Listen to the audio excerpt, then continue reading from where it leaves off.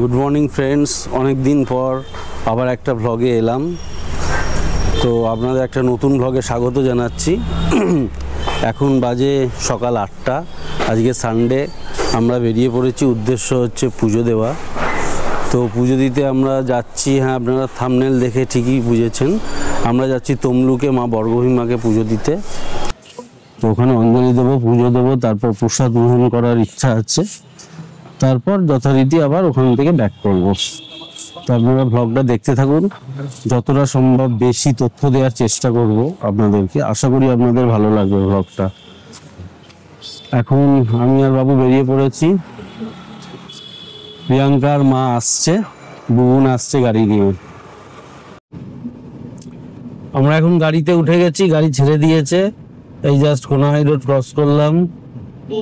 আমি আগেই বলেছিলাম আমরা এখন মা বর্গভীমাকে পুজো দিতে যাচ্ছি। তো ওটা তমলুকে অবস্থিত মা বর্গভীমার মন্দির। তো আমরা সবাই বেরিয়ে পড়েছি। আমার সঙ্গে আছে মা, প্রিয়াঙ্কা আর বাবু, আর এখানে আছে বুবুন। আমাদের গাড়ির ঠাকুরও মোটামুটি রেডি, মালা পরে। তো চলুন দেখতে থাকুন ব্লগটা, যতটা সম্ভব কভার করার চেষ্টা করব। আমরা এখন কোলাঘাটে এসে নেমেছি। বাবু কিছু টিফিন করে নেবে। তো এখন আমরা দাঁড়িয়েছি এই যে নিউ তারামা হোটেল এইখানে। এখানে খাবার অর্ডার দেওয়ার পর সঙ্গে সঙ্গে দিয়ে গেছে। তো এখানে আছে গরম গরম পুরি আর ঘন ঘন ডাল। তো পুরিটা খুবই সুন্দর খেতে এবং ডালটাও খুবই সুন্দর। এখানে সবজির কোনো সিস্টেম নেই সকালে ব্রেকফাস্টে, শুধু ডালই দেওয়া হয়। আর পুরি সবজির সঙ্গে চা না হলে চলে না, তাই চা নিয়ে নেওয়া হয়েছে। আমি নিয়েছি ব্ল্যাক টি আর বাকি ওরা নিয়েছে মিল্ক টি। এই যে এখন বসে খাওয়া হচ্ছে। এরপর টানা আমরা গাড়িতে উঠে একদম সোজা মায়ের মন্দিরে গিয়ে হাজির হব। আমরা এখন এখানে পৌঁছে গেছি মা বর্গভীমার মন্দিরে, এবারে পুজো দেবো। এই ডালার দোকানটায় দাঁড়িয়েছি। এখানে অনেক ডালার দোকান আছে, বাট একদম সামনে যে দোকানটা আছে সেটাই দেখে খুব ভালো লাগলো। পরিষ্কার পরিচ্ছন্ন এবং অনেক রকম এখানে জিনিস পাওয়া যায়। বিভিন্ন রকম ফটো, মূর্তি মা বর্গভীমার পাওয়া যায়। এছাড়া ফল, মিষ্টি সব কিছু এবং ফুলও পাওয়া যায় এখানে। 5 রকম ফল সাজিয়ে দেয়া হচ্ছে। এটা কাঁচা আম নাকি গো? এই যে এখানে আমাদের ডালা রেডি। আলতা, সিঁদুর, ফুল, ফল, মিষ্টি সব কিছু নিয়ে নেওয়া হয়েছে। এই হচ্ছে মা বর্গভীমার ফটো। এটা বড় সাইজের ফটো, এছাড়া ছোট সাইজের ফটো এখানে পাওয়া যায়, তাগা পাওয়া যায়, অনেক কিছুই পাওয়া যায় এখানে।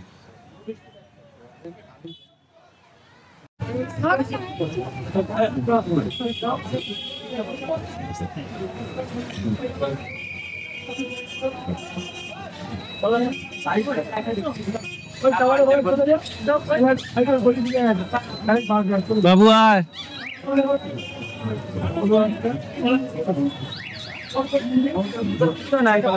তাড়াতাড়ি ছাওয়াতে। এই আমরা এখন মন্দিরে প্রবেশ করছি।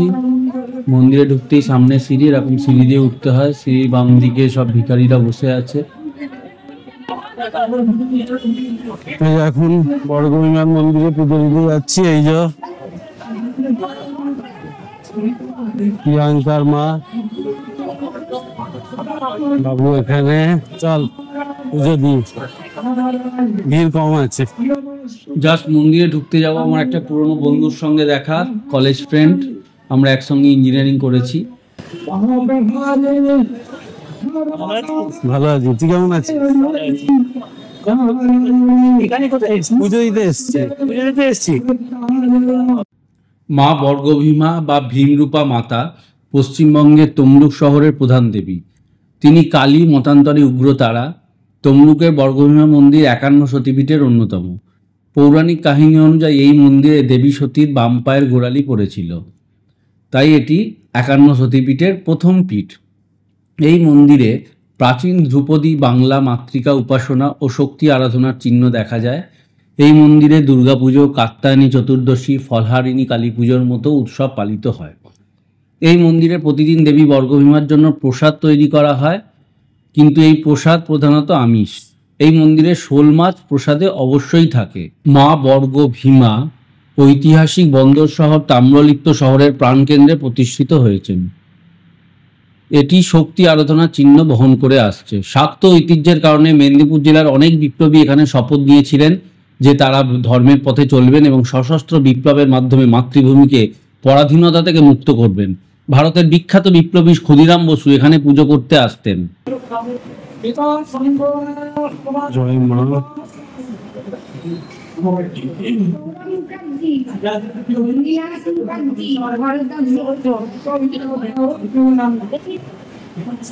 পৌরাণিক উপাখ্যান অনুযায়ী মহাভারতের যুগে নরপতি মহিষারাজ তাম্রব্রজ এক ধীবর পত্নীর কাছ থেকে শোনেন এক অলৌকিক কাহিনী। সে রোজ মরা মাছ কয়েক যোজন দূর থেকে এনে বনের ভেতর এক মন্দিরের পুকুরে ডুবিয়ে মাছকে জ্যান্ত করে নেয়, তারপর নিয়ে যান রাজবাটিতে। রাজা তাম্রধ্বজ সেই কাহিনী শুনে ধীবরী সমভি ব্যবহারে গিয়ে উপস্থিত হলেন এবং বনের ভেতর সেই মন্দিরে প্রস্তরময়ী দেবীকে স্বমহিমায় প্রতিষ্ঠা করলেন। আমরা এখন পুজো দেওয়া জাস্ট কমপ্লিট হলো। এখানে নতুন কনস্ট্রাকশন চলছে, মনে হয় এখানে বসানো হবে। আর এইখানে প্রণামী দেওয়ার একটা ভালো সিস্টেম আছে, ভেতরে একদম টাকা নেবে না। এখানে প্রণামী আর এখানে ভোগের টিকিট 110 টাকা করে। ঐতিহাসিকের মতে এই মন্দিরটি একটি বৌদ্ধ সংঘ। পূর্ব ভারতের হিন্দু ধর্মের পুনরুত্থানে বঙ্গদেশের শক্তির আরাধকদের পৃষ্ঠপোষকতায় এটি হিন্দু মন্দিরে রূপান্তরিত হয়েছে। সেই হিসাবে এই মন্দির সেন যুগে বল্লাল সেন আমলে প্রতিষ্ঠা করা হয়েছিল। ব্রহ্মপুরাণ হিসাবে আগে বর্গভীমার জন্য তাম্রলিপ্ত একটি বিশিষ্ট সিদ্ধপীঠ হিসাবে প্রকৃতির্থ ছিল। এই হচ্ছে মন্দিরের পিছনের দিকের ভিউটা। এখানে বিভিন্ন রকম দোকান আছে।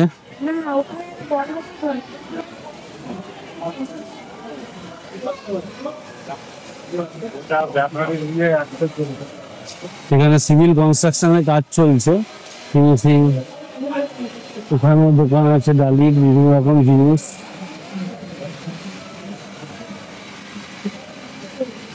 ইতিহাসের দলিল ও প্রচলিত জনশ্রুতি অনুযায়ী বঙ্গদেশের হিন্দু যখন কালাপাহাড়ের ভয়ানক ধ্বংসলীলার সম্মুখীন হয়েছিল, ঠিক তখন কালাপাহাড়ের মতো ভয়ানক হিন্দু বিদ্বেষী মূর্তি ও মন্দির নাশকের নাশকতাও থেমে গিয়েছিল এই মায়ের মন্দিরে এসে। বর্তমান দেবীর উপাসক মহাশয় দিগের নিকট একখণ্ড পারসিক ভাষায় লিখিত দলিল রয়েছে যেটা বাদশাহী পঞ্জ বলে খ্যাত। 1567 থেকে 1568 খ্রিস্টাব্দ নাগাদ দুরন্ত কালাপাহাড় উড়িষ্যা বিজয়ের পর বঙ্গদেশের তাম্রলিপ্তে প্রবেশ করেছিলেন। তিনি এই দেবীকে দর্শন করে শক্তিহীন হয়ে পড়েন এবং এই ঐতিহাসিক দলিল রচনা করেন। কিংবদন্তি মেশা কাহিনী বিস্ময়কর লোমহর্ষক। কালাপাহাড় সুলেমান করনাই সেনাপতি ছিলেন। উড়িষ্যা অভিযানকালে কালাপাহাড় মন্দির ও দেবদৌড় ধ্বংস করে বঙ্গদেশে এগিয়ে চলেছেন রূপনারায়ণের দিকে। তটে শিবির খাটিয়ে বর্গভীমার মন্দিরের দিকে একা এগিয়ে চললেন কালাপাহাড়। মন্দিরের দেবী গৃহের দুয়ারে এসে দাঁড়ালেন কালাপাহাড়। তারপর মন্দির ধ্বংস করে তাঁবুতে না ফেরায় তাঁবুর পাঠান সৈনিকরা স্তম্ভিত হন। তারা মন্দিরে এসে দেখেন দেবী বর্গভীমার পদতলে আশ্রয় নিয়ে ঘুমিয়ে পড়েছেন সুলেমান করনানির সেনাপতি কালাপাহাড়। মূর্তিনাশক কালাপাহাড় জীবনের প্রথম ও একমাত্র মূর্তিকে ধ্বংস করতে এসেও ধ্বংস করতে পারেননি। সেই মূর্তি আজও তমলুকের মন্দিরে আরতির আলোকে প্রতি সন্ধ্যায় দীপ্ত হয়ে ওঠে। আমরা পুজো দিয়ে কিছুক্ষণ এই বিশ্রামাগারে বসেছিলাম সবার মতোই, টিকিট কাটিয়ে। তারপর যথারীতি ভোগ গ্রহণের পালা। এরপর আমরা ভোগ খেতে চলে এসেছি। আমরা বসে গেছি, যেখানে নিউ কনস্ট্রাকশন চলছিল সেখানেই ভোগ খাওয়ানো হচ্ছে। তো সেখানে আমরা বসে গেছি। ভোগে আছে ভাত, 2-3 রকম ভাজা, একটা ছ্যাঁচড়া টাইপের তরকারি, এছাড়া অবশ্যই যেটা আমি আগে বলেছিলাম যে এখানে মাছের মাথা দিয়ে একটা টক টাইপের করে, এছাড়া আছে মাছ। তো এখানকার ভোগ আমি আগেই বলেছি প্রধানত আমিষ। যারা নিরামিষ ভোগ ভেবে গ্রহণ করতে আসছেন তাদেরকে জানানোর উদ্দেশ্যেই বলা হচ্ছে যে এই ভোগটা কিন্তু পুরোপুরি আমিষ, অতএব আপনারা যখন আসবেন মেন্টালি প্রিপেয়ার হয়েই আসবেন। এবং ভোগের স্বাদ অত্যন্ত সুন্দর এবং পরিবেশন যারা করছেন তাদের ব্যবহার খুবই ভালো। আমাদের এখন ভোগ খাওয়া জাস্ট কমপ্লিট হলো। কমপ্লিট হওয়ার পর আমরা একটা পার্সেলের জন্য টিকিট কাটিয়েছিলাম, যে কিছুটা মায়ের ভোগ বাড়িতে নিয়ে যাব, বাড়িতে গিয়ে খাওয়া হবে রাত্রিরে। তো সেই পার্সেলের লাইনে এখন আমরা দাঁড়িয়ে পড়েছি। এখানে এক এক করে সব পার্সেলে ভোগ ভরে দিচ্ছে যারা সেবায়িত আছে তারাই। এবং এখানে যেটা আমার দেখা গেছে সেটা হলো সামনাসামনি অনেকগুলো হোটেল আছে, এবং হোটেলে যারা থাকবে তারা যদি ভোগের অর্ডার করে দেয় হোটেল মালিকদের, তাহলে তারা এখান থেকে সেইটা ভোগটা অ্যারেঞ্জ করে নিয়ে যায় টিফিন গাড়ি করে, এবং ওখানে গিয়ে সেটা পরিবেশন করা হয়। আমরা এখন মন্দির থেকে এই জাস্ট বেরোলাম, বেরিয়ে এবারে পার্কিংয়ের দিকে যাচ্ছি। তার আগে একটা দোকান চোখে পড়লো, ওখানে একটু কোল্ড ড্রিঙ্কস খেয়ে নেবো, জল আর কোল্ড ড্রিঙ্কস খেয়ে নিচ্ছি আমরা। তো সেইখান থেকে নিয়ে এবারে আমরা ডাইরেক্টলি পার্কিং জোনে চলে যাচ্ছি। পার্কিং জোনে আমাদের গাড়ি রাখা আছে এবং বুবুন ওয়েট করছে ওখানে, তো সোজা গিয়ে আমরা গাড়িতে বসবো। এই হচ্ছে পার্কিং জোনে যাওয়ার রাস্তাটা। যেখানটা মন্দির আছে তার উল্টো দিকে একটা রাস্তা ঢুকে যাচ্ছে ডালার পাশ দিয়ে, ডালার যে ঘরগুলো আছে ওর পাশ দিয়ে। তো ওইখানে কিছু দূর এগিয়ে বাঁদিকেই একটা এরকম মাঠ টাইপের আছে, সেই মাঠেই পার্কিংয়ের ব্যবস্থা করা আছে। এখানে পার্কিং চার্জ হচ্ছে 200 টাকা করে। আমরা এখন গাড়িতে উঠে গেছি, গাড়ি ছেড়ে দিয়েছে, এখন বাড়ির উদ্দেশ্যে রওনা হচ্ছি। আজকে সারাদিনটা মোটামুটি ভালোই কাটলো মাকে দর্শন করে। তো আজকের মতো ব্লগটা আমরা এখানেই শেষ করছি। যারা আমার চ্যানেলটি এখনও সাবস্ক্রাইব করেননি তারা অবশ্যই সাবস্ক্রাইব করে নেবেন এবং শেয়ার করবেন আপনার ফ্রেন্ড সার্কেলে এবং ফ্যামিলির সাথে, আর কমেন্টসে জানাবেন আজকের ব্লগটা কেমন লাগলো। তো আবার নেক্সট ব্লগে আপনাদের সঙ্গে দেখা হচ্ছে। Thank you.